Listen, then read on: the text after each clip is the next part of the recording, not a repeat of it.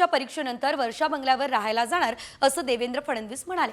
त्यावर आता फडणवीसांची मुलगी बोर्डात येईल असा मिश्किल टोला राऊतांनी यावेळेस लगावलाय।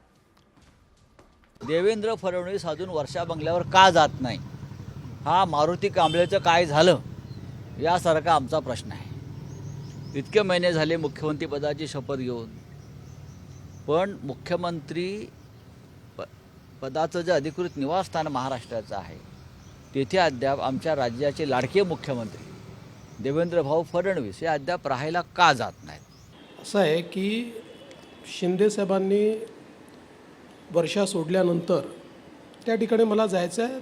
त्याच्यापूर्वी काही छोटी मोठी कामं तिथे चालू होती। दरम्यानच्या काळामध्ये माझी मुलगी 10व्या वर्गात आहे। 17 तारखेपासून तिची परीक्षा सुरू होते। त्यामुळे ती म्हणाली की माझी परीक्षा झाल्यानंतर आपण शिफ्ट होऊ, म्हणून मी काही तिथे शिफ्ट झालो नाही।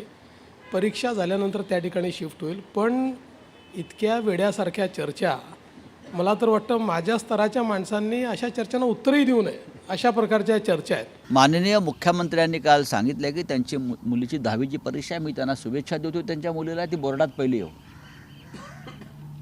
बरं का, आमच्या मुलीसारखीच आहे ती बोर्डात पहिली येऊ। सागर बंगला आणि वर्षामध्ये काय 5 पावलाचं अंतर आहे काय? ते सागर बंगला रामटेकला आहे आणि वर्षा बंगला लखनौला असं नाही ना।